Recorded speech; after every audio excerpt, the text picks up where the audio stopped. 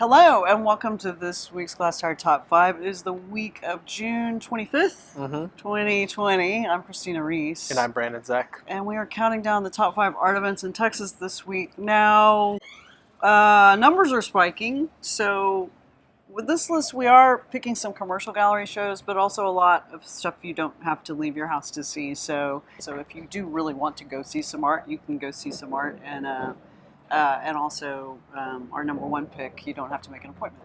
Number 5 this week is at Ruiz Healy Art in San Antonio. It's a show called More Than Words Text-Based Art 2.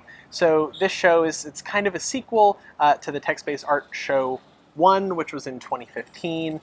It has 8 artists in it, names that you'd recognize, a lot of people who are based in San Antonio that show with Ruiz Healy. Richard Armendariz, Nate Cassie, Cisco Jimenez, Katie Pell, Ethel Shipton, Gary Sweeney, some of the normal cast of characters. And it's a good kind of summer group show. It opened at the end of March, so it opened right as you weren't able to go see anything. But it's going to be up through the end of August, so there's plenty of time. It's going to be up all summer. It's a nice summer group show, with a loose theme, but with a lot of really nice work.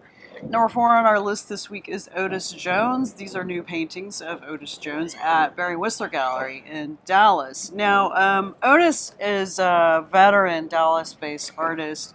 His paintings are always good. He's so consistent. He's just absolutely rock solid.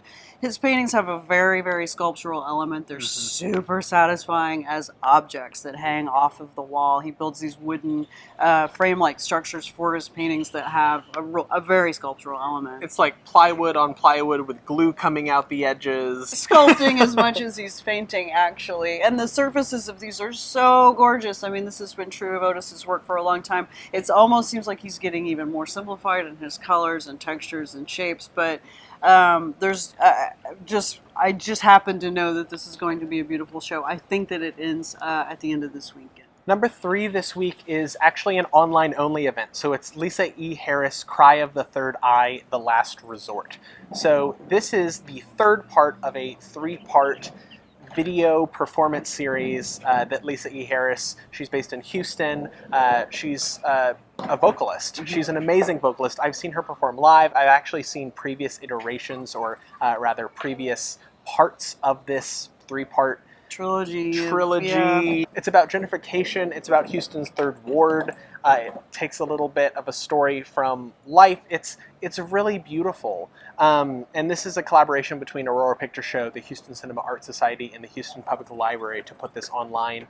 Tickets are donate what you wish to watch. You can watch it. It started on the 19th. It's going to run through the 27th.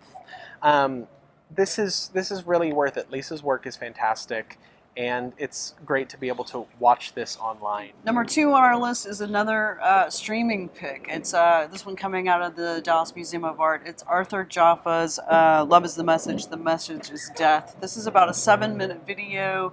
I saw it a couple of years ago in the DMA video kind of survey of everything that they've got in their collection, good videos in their collection, in 2017. That was called, I think, Truth, 24 frames per second. This is a good video. This was kind of the centerpiece of that show, and I think it really was one of the strongest pieces in that show. But this is 13 institutions worldwide are going to be streaming this video at the same time for 48 hours, beginning this Friday, beginning tomorrow at 1 p.m. And this was a project that's organized by the Smithsonian and the Hirshhorn out of D.C.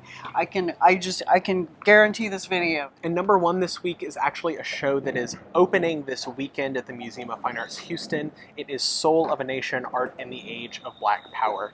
So this show was organized by the Tate Modern in London, and it's traveled quite around a little bit. Christopher Blay, our news editor, saw it at the Broad in Los Angeles last summer.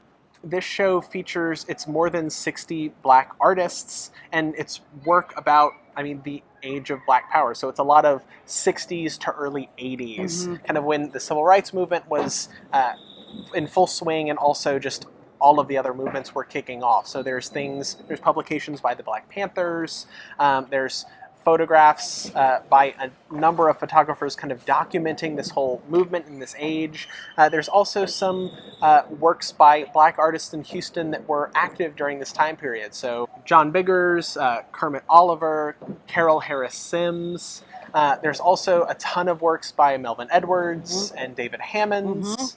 This is a huge show. It concentrates on really kind of three contingents of artists centered in New York, Chicago, and Los Angeles. So, And it's nice that they put the Houston connection for our show here. yeah, opens this weekend at MFAH, and you can go.